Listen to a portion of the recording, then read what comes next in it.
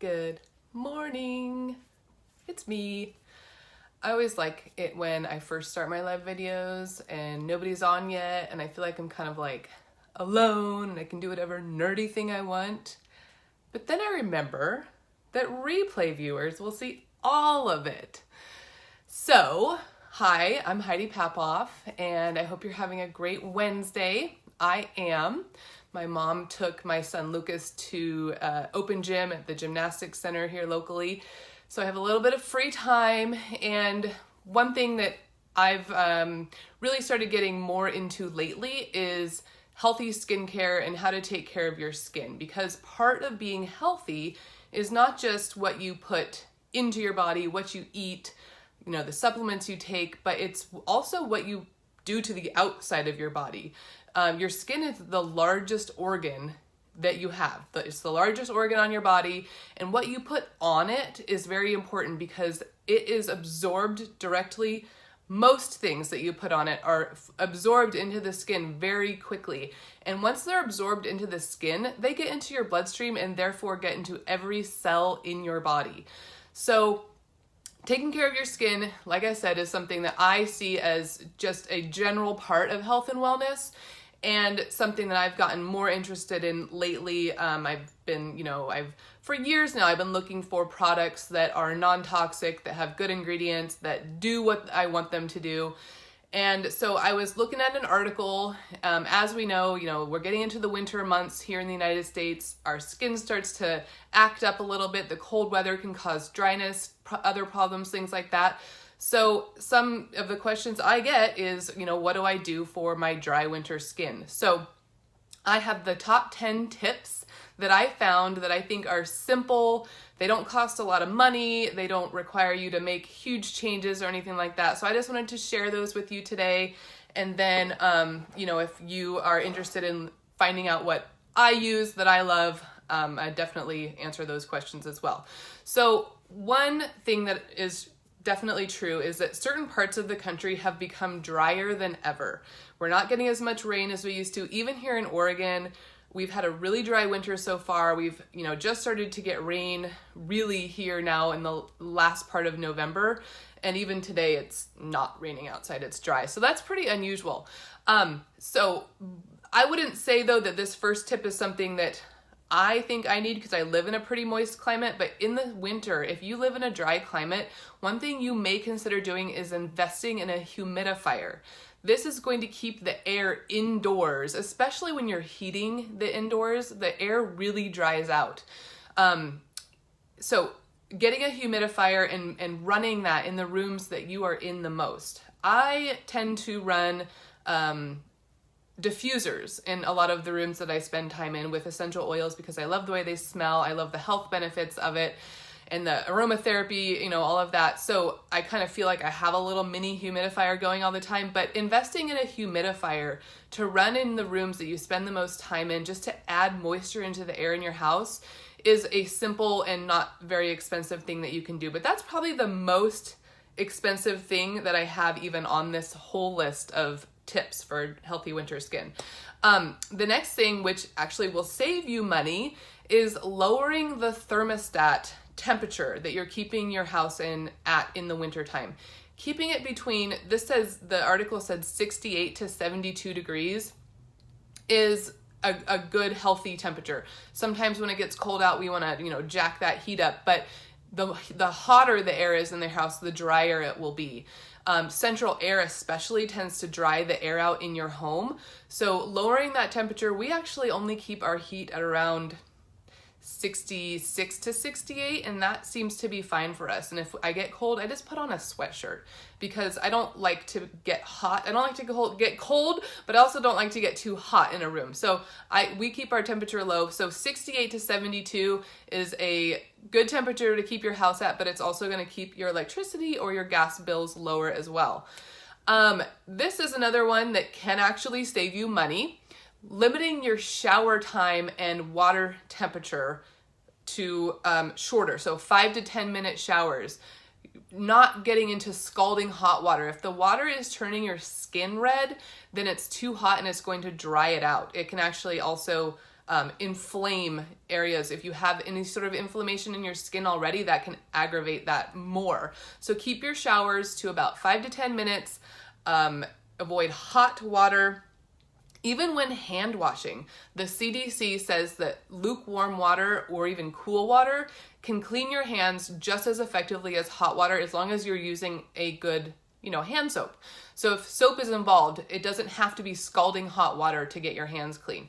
So that's another little tip. And if you're in a public restroom that has one of those air dryers, you don't have to dry your hands until they are dry as a bone. You just dry them until they're damp, and then once you leave the room, they're going to continue to air dry on their own, and that way you're not drying them to the point that they are then drying themselves out. So that's the first 3 tips so far. They're actually, one of them might cost you a little bit of money, a little tiny investment, but the other 2 can actually save you money if you're doing things beyond that at this point. Number 4, and this is one that kind of ties into some of the other videos and things that I've talked about in the past, is opt for gentle, fragrance-free cleansers. So fragrance is actually a huge contributor to lots of skin issues, but it's also one of the most unregulated ingredients that we have in our body care and cosmetic products here in the United States. Fragrance, the word fragrance, can encompass hundreds of harmful, toxic, carcinogenic, even hormone disrupting ingredients. So if the word fragrance is on your products and it's not, they haven't, disclaimed what that fragrance is, or said that it's non-synthetic, or said that it's, non-toxic fragrance, then it very well could be having toxic ingredients. So things that are either fragrance-free, I have another unknown thing about this as well, but fragrance-free is the word you want to look for when it comes to using non-fragrance, non-perfumed products. The word unscented can actually still have fragrance in it, as funny as that sounds. So fragrance-free is the word you want to look for, or that it's, fragrance with essential oils or something else that is known to be natural and non-harmful. Regular soaps often contain fragrances and can be drying. They have irritating ingredients. Moisturizers, you want to all have them fragrance-free. Use cream cleansers as opposed to ones that suds up a lot and lather a lot, because actually lathering is, the ingredient for lather is called sodium lauryl sulfate. It's the same thing that is put into car wash soap and also floor cleansers. It's a toxic ingredient that's made to cause suds, and if you're using that on your body, then you're getting that right into your bloodstream and into all of your cells, and it's bad news, especially after repeated use. So fragrance-free, gentle cleansers, cream cleansers. I use right now on my face a cleansing balm that I love. It doesn't suds at all. I put it on dry skin. It gets all my makeup off. It leaves my skin looking glowing and hydrated. If you want to know what it is, reach out to me. I'll let you know. So that's as far as like cleansers and face cleansers and things like that. You want to opt for fragrance-free, gentle cleansers that don't lather a whole bunch. I have to turn my notes over. Hello. Thanks for joining. As usual, if you're joining on the replay, put replay in the comments. If you're joining live, give me some emojis or some hearts. I like to see those hearts going. So, number 5. So I've given you 4 tips so far. Tip number 5 is to modify your facial skincare regimen for winter. So sometimes we opt for more oil-free, less hydrating cleansers or moisturizers for night. So in the wintertime, it's safe to go for the more moisturizing or ones that contain oil, healthy oil, of course. So go for cream-based cleansers, avoid toners and astringents. Those often contain alcohol and they're drying. Avoid fragrance and alcohol in all of your skincare products. Because when you're drying your skin out with those ingredients, the your skin does not retain its own moisture, and then it can actually overproduce oil, which then makes you want to cleanse it more and get rid of it, and then you're stripping it, and it just leads to all kinds of problems. So the other thing is with moisturizing, and don't be afraid to moisturize. People think that putting moisturizing products on their skin is going to cause breakouts and acne, and that's actually not usually the cause of those things. It's often dietary related or hormonal. So don't be afraid to put real moisture on your skin, but also don't forget your lips. I have 2 products here that I love that are good for overall moisturizing. They're salves. This is a salve that my sister actually makes that you can order online. And then this is it's called Smooth All Over Beauty Balm from Ever. I use this on my lips, I use this on my cuticles, on my hands. On this I use on my hands, again on my lips, especially before bed. I'll use this just as an overall moisturizer on extra dry skin in the winter. So if you want to know about either of those products, I can let you know. But those are my favorites for dry winter skin. Tip number 6 is kind of along the same line. Moisturize frequently. So I put body butter on my skin every day when I get out of the shower. I feel weird and dry if I don't put lotion on. I know some people don't even use lotion when they get out of the bath or the shower. To me, I can't do that. I leave the house feeling itchy and weird. So putting moisturizer on, but especially on your hands. We tend to want to wash our hands a lot during the winter because it's cold and flu season, but don't forget to then moisturize, every time after you wash your hands, if not, every other time or whatever, as often as you can remember. Get a good hand moisturizer. Again, avoid the toxic ingredients. This is my favorite body butter. It's from Ever. It's called Lavish. It smells like citrus. It's like Tahitian vanilla with a hint of citrus. It's so lovely smelling. I love it. But just get a good body butter, any kind of extra moisturizing hand cream, put that on after you wash. That's going to help you avoid cracked knuckles and bleeding and all of the things that can happen to our hands in the wintertime that nobody likes to even think about. Number 7, and this is one that some people probably don't do in the wintertime because they think they don't need to, but it's apply sunscreen, especially to your face, because often the rest of your skin isn't showing. But putting sunscreen, now the article did not specify this, but I'm a big proponent of chemical-free sunscreen.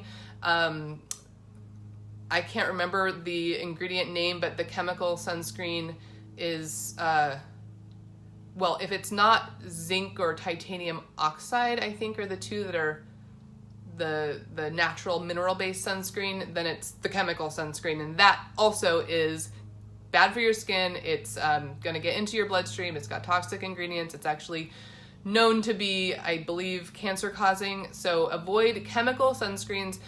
I have a tinted moisturizer I use that has SPF 32. It's non-chemical. I love it. And I put that on every day. So I know no matter what, I leave the house, I have that protection on my face because snow reflects the sun rays.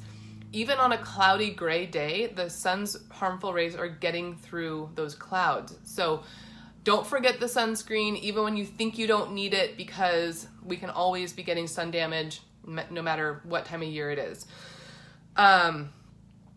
Number 8 is the clothes you wear can actually be irritating to the skin. So a lot of heavier clothes that we wear to stay warm in the wintertime, like wool, they're itchy. So when you're putting that on, you can be causing irritation without being necessary. Just put on a layer of cotton first and then put on your heavier sweater to avoid that irritation. So that's a pretty simple one. Number 9 is be eating healthy. Eat right, be hydrated. Part of what you could eat or supplement with to maintain good skin health is things with fatty acids, cod oil or fish oil, some sort of, fish oil that is high quality, but also flax seeds. You can grind up flax seeds, put them in a smoothie, sprinkle it over yogurt if you make a yogurt parfait. There's all kinds of ways you can use flax seeds, but those are really good for skin health and getting the fatty acids you need in your diet.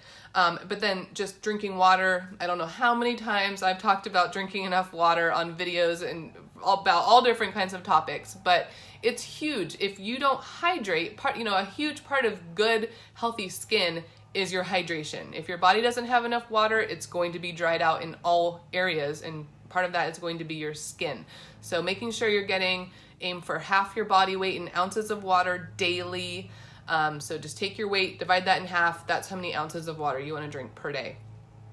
And then number 10 is if you are, somebody who goes outside and gets wet in the snow, you're doing those summer or winter sports, change out of wet, damp clothes quickly. It's almost like, think about babies getting diaper rash if they don't change out of their wet diaper soon enough. The same thing can happen as far as like rashes and itchy irritation on your skin with clothes. So change out of wet clothes quickly. If you've been out in the snow skiing, snowboarding, whatever you do, don't stay in those wet clothes. Even if you go inside and you're warm by the fire, take off the wet clothes, put on something dry.